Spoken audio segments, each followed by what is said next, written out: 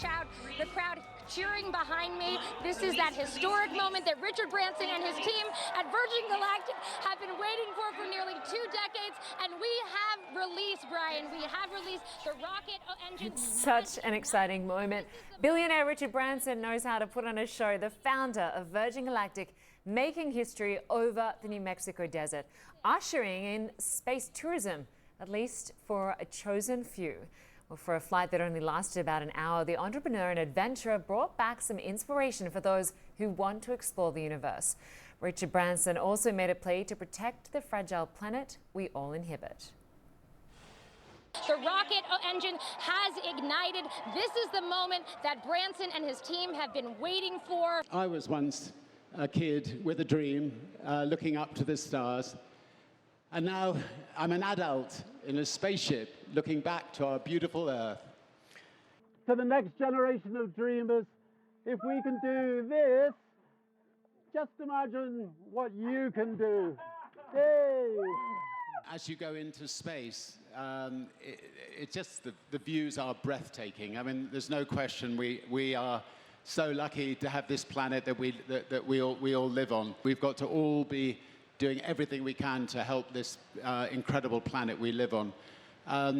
I will devote the rest of my life doing that. You exude such confidence. Is there even just a small part of you feeling perhaps an intense relief that it all went to plan? And the only thing I was worried about was some tiny little something that would get in the way. What did you see from space? What you see from space is this wonderful dark sky, and then this incredible blue. We've got these incredible windows, and Dave and Such, they turn the spaceship upside down. So when you are floating, you're looking out of these giant windows back at this beautiful, beautiful sky, beautiful Earth back down here. It is, I mean, it is indescribable. Woo! We've been to space, everybody! I'm definitely still up there. We're going to come down with a big thump soon. Anyway, it's so thrilling when a sort of lifetime's dream comes true. And ladies and gentlemen, this here is Sir Richard Branson, astronaut. Did you guys see any planets in space? We saw a number of different aliens out there. One of them hitched a lift on the top of the spaceship. I think you managed to throw them off, didn't you, Dave? I did, yes. Yeah. I didn't So we left the alien up there, but maybe next time we'll open the door and we'll bring them back. Richard Branson certainly is sounding like he is still on top of the world. He and his team expect just one more flight before space tourists can begin exploring the heavens. But before getting back to business, he shared his thoughts about his glorious day with our Rachel Crane. This flight was nearly 2 decades in the making, and the company saying that Richard Branson's maiden flight was flawless, and nobody more excited about that than the company's founder and new astronaut, Richard Branson himself. I had the opportunity to speak with him following the flight about the excitement and the energy of it. Take a listen to what he had to say. Look, I've dreamt of going to space since I was a kid. I've always pictured what it would be like, and it was just far more extraordinary than I could have ever imagined. From going 0 to 3,000 miles an hour in 7 or 8 seconds, being pressed back into the seat, the roar of the rocket, to arriving in space, and the silence, you know, to looking out of the window, to seeing our glorious Earth, the colors of the sky, to unbuckling and floating, just literally just going off to the ceiling and floating, looking back down in these big windows that are now the spaceship's upside down, facing back down to the Earth, seeing these three float around underneath me like giant fish. Get out of my way! I want to see the Earth. And then, of course, when we came back into the Earth's atmosphere, the shuddering as the spaceship comes back in. Anyway, we just had a pretty extraordinary day. But luckily for him, this was not a dream. This was reality, and space enthusiasts all around the globe are celebrating. That's because Virgin Galactic and Branson hope that this fourth manned spaceflight will help usher in a new era of space travel. The company saying that they expect to start their commercial operations in early 2022. That's when people like yourself and I could potentially one day hop a flight on their vehicle, but it's going to cost us. Right now, those tickets selling for around $200,000 a pop, a cost that Virgin Galactic has said might go up before it comes down. Certainly might. That was our Rachel Crane there. Well, retired NASA astronaut Leroy Chiao is a veteran of 3 space shuttle flights, and as an engineer and entrepreneur, he's still very much involved in space exploration. So where does this Virgin Galactic flight fit into our future? Leroy, so good to have you with us. Oh, great to be with you. And yeah, this is ushering in a new era of commercial space, suborbital space flight, which is much more affordable than the orbital space flights, which were tens of millions of dollars. And I believe the current pricing is somewhere in the $50 to $70 million for about a week aboard ISS. So $250,000, still a lot of money, but a lot more people can reach that than the bigger figure. Yeah, and certainly in the past, most space travel certainly has been backed by government on government space shuttles, spaceships.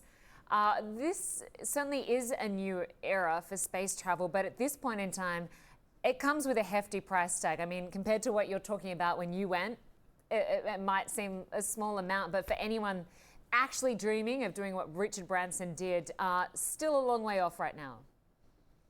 Absolutely true. I mean, if you're looked at you're the average, quote unquote, average person looking to either buy a house or buy a few minute trip into space, well, practicalities hopefully have you buying a house instead.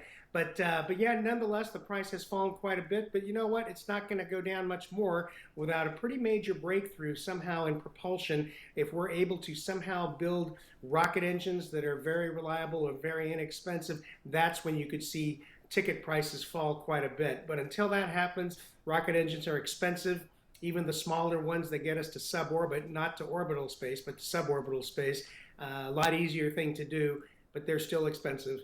Just explain that for our viewers, because there was a lot of conjecture as to whether Richard Branson was actually going into space. Explain what part he reached. Sure. So back in the 1950s, 1960s, the U.S. government, we were flying the X-15 rocket plane, and we defined somewhat arbitrarily 50 miles above the Earth as the boundary of space. And some years later, an international group, decided that, well, 100 kilometers might be a better round number to use, which works out to 62 miles. And they call that the so-called von Karman line. And so that's kind of the international standard for the boundary of space. But on a practical level, whether you're at 50 miles or at 62 miles, you wouldn't be able to tell the difference. The views can be spectacular from both altitudes, and the difference is negligible.